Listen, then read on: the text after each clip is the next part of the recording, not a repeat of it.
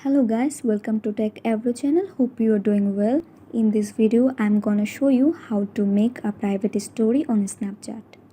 So let's continue into Snapchat. Click on your profile icon.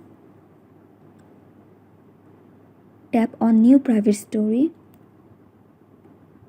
Here you can choose who can be your private story.